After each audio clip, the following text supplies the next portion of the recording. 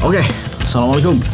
Hari ini gue pengen ngebahas tentang TikTok. Tapi seperti biasa sebelum mulai kita timbulkan energi dan let's go.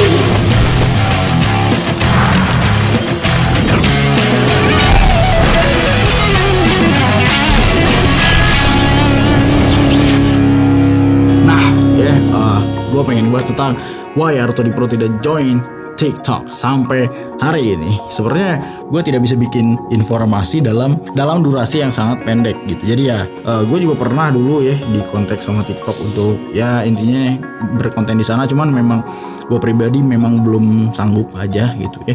Ini bukan soal menjajah atau apa, tapi hanya pendapat pribadi yang sebenarnya gue pengen ceritakan sedari lama. Dan kebetulan sekarang TikTok sedang naik lagi. Ini nggak cuma TikTok aja, semua short video, entah itu short YouTube, Instagram Reels, atau TikTok. TikTok emang gampang banget buat diakses, gampang banget buat lu lihat. Tinggal buka vertikal videonya, swipe aja kalau lu nggak suka. Kalau lu suka tinggal tonton 30 detik, sangat simple, sangat sederhana. Swipe lagi, swipe lagi, swipe lagi. Dan itu menurut gue nggak akan selesai gitu. Kalau misalnya lu punya waktu dan lu swipe Instagram Reels, yang mana gue pernah pada di fase itu dulu gitu ya, dan itu emang ngabisin waktu banget, nggak kerasa gitu, scroll gitu. Dan pertanyaannya adalah sebanyak apa lu pernah terinspirasi, termotivasi, atau bahkan dapat ilmu dari sebuah short video gitu. Mungkin memang banyak juga yang ngasih ilmu di sana, cuman lebih bisa lu menjelaskan atau ngasih edukasi atau motivasi dalam video YouTube, entah itu 20 menit tutorial atau 50 menit, sejam, 2 jam podcast,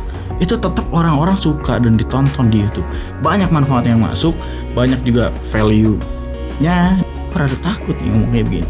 Lu bisa masukin apa aja di dalam YouTube. Lu bisa masukin penjelasan tentang lighting secara detail. Lu bisa jelasin tentang basic dari editing sampai jago di YouTube gitu cuma. Dan kalau misalkan di short, menurut gue terbatas akan hal itu gitu. Gue tidak bisa share apapun yang gue pengen di dalam waktu 30 detik gitu. Dan salah satu hal yang sebenarnya lebih penting dari itu semua, YouTube itu tentang koneksi, Pak, ya. Nah, lu bisa lihat tentang kehidupan orang, tentang experience-nya, tentang pengalamannya. Itu akan menjalin koneksi dengan YouTube itu dengan video panjang itu. Mereka bisa menjelaskan semuanya dengan karakternya, kita suka sama jokes-nya, itu menjadi koneksi buat kita semua. Dan pertanyaannya adalah gimana caranya kita menjalin koneksi hanya dengan waktu 30 detik gitu. Ibaratkan kita punya teman yang deket banget, punya koneksi yang bagus banget, tuh harus ngobrol panjang banget buat sampai nyambung satu frekuensi. Dan lu bayangin ketika lu pengen berteman sama seseorang atau lu pengen dekat sama seseorang tapi cuma bisa ketemu 30 detik, itu akan sangat susah, Pak, untuk menjalin koneksi. Gue sering lihat orang-orang, bahkan orang Indonesia juga yang bikin konten-konten, even itu filmmaking ataupun di luar filmmaking.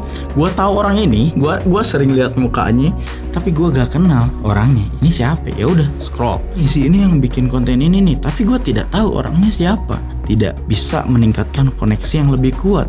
Tapi ketika di YouTube, gue misalkan lihat Tara Arts, gue tahu kelakuannya, gue tahu sampai outfitnya, gue tahu adiknya, gue tahu keluarganya, gue tahu selera jokesnya mereka, gue tahu cara mereka bermain game atau segala macam. Itu bisa dijalin koneksinya dengan YouTube, dan itulah yang menurut gue lebih kuat. Dan salah satu kalimat dari Matty Hopoya yang sangat menyemangati gue yaitu jangan takut sih, kata dia.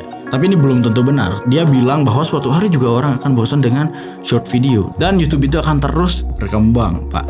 Ketika lu misalkan bikin video bagus di YouTube, itu sampai kapanpun viewsnya akan tetap naik selama orang lain membutuhkan dan selama konten itu adalah evergreen. Konten yang akan bisa ditonton selama lama-lamanya. Jadi lu akan tetap dapat benefit dari itu. Misalkan sebagai YouTuber kita akan bisa tetap dapat AdSense dari situ. Dan sebagai viewers, ketika kita butuh sesuatu, kita akan tetap bisa nonton video-video itu juga dan selalu di-up sama YouTube. Ketika itu memang konten yang bervalue buat semua penonton. Tapi di short video ada yang namanya sering banget hal-hal yang mungkin disebutnya FYP atau viral segala macam, gua nggak tahu. Itu bisa meledak, bam, orang-orang yang memang tidak terkenal pun bisa bam meledak sebegitu cepatnya. Tapi udah bam dan bam gitu. Udah kita lupa sama dia, kita nggak tahu dia siapa gitu. Ya gue sering lihat video 8 juta, 10 juta, tapi doi siapa? Gue nggak tahu. Tapi ketika kita di YouTube, kita bisa menjalin koneksi yang lebih kuat. Begitu juga dengan video-videonya, misalkan bermanfaat selalu, itu akan tetap berjalan meskipun konten-konten yang udah bertahun-tahun lalu gitu. Kadang gue dapat AdSense dari video yang udah gue bikin 2 tahun lalu, itu kan tetap jalan selama itu video masih bermanfaat aja buat orang gitu. Dan maksud semua ini adalah bukan berarti gak boleh nonton TikTok, gak boleh nonton Reels Short, tidak seperti itu. Tonton video gue misalkan, gak seperti itu maksudnya. Cuman gue pengen ngobrol aja mengenai video panjang itu, menurut gue ya lebih indah aja untuk dibuat, dan juga value buat siapapun itu enak, buat penonton atau bahkan itu buat si kreatornya. Mungkin sama seperti Mete Hapoya bilang ya, YouTube itu bikin short sekarang yang menurut gue itu cukup menjengkelkan juga. Dulu tuh YouTube udah adem banget dengan video yang panjangnya, tapi sekarang datang shorts yang begitu sama dengan Reels dan TikTok. Cuman mungkin mereka bikin YouTube short ini untuk realize bahwa ini original YouTube tuh ada loh, ada video-video yang panjang juga yang bisa kita tonton gitu loh, dan tetap aman aja gitu algoritmanya dan semuanya. Problemnya adalah brand atau company suka dengan angka. Sementara di short video kita itu sangat mudah buat dapetin angka. Dalam artian ya, orang yang baru bikin TikTok aja bisa langsung meledak, viewernya jutaan, dan mungkin tidak sedikit juga orang yang tertarik dengan famous atau terkenal. Tapi salah satu hal yang mungkin brand tidak realize adalah value atau nilai jual. Kalau misalkan untuk iklan di dalam video itu butuh yang namanya value, Pak. Sementara kalau kita nge-views dari short video itu rata-rata bam, swipe, setiap swipe itu satu views. Itulah kenapa mereka atau short video bisa mendapatkan view yang sangat banyak, Pak. Seperti di YouTube kita harus spend waktu yang cukup panjang untuk jadiin satu views, 10 menit. Itu cukup susah juga, tapi balik lagi nilai jual nih, value dari penontonnya. Gue bisa bilang bahwa ya penonton gue dari usia 24 sampai 35an gitu, dan itu orang-orang dewasa semua gitu, orang-orang yang sudah bisa berpikir semua gitu. Sementara kalau misalkan kita lihat, gue nggak tahu juga sih, cuman ya gue sering banget lihat ya bocah pun zaman sekarang udah banyak yang main video pendek gitu, nontonin gitu ya di TikTok atau di YouTube Short gitu. Jadi ya itulah kenapa viewernya emang sangat membludak banget.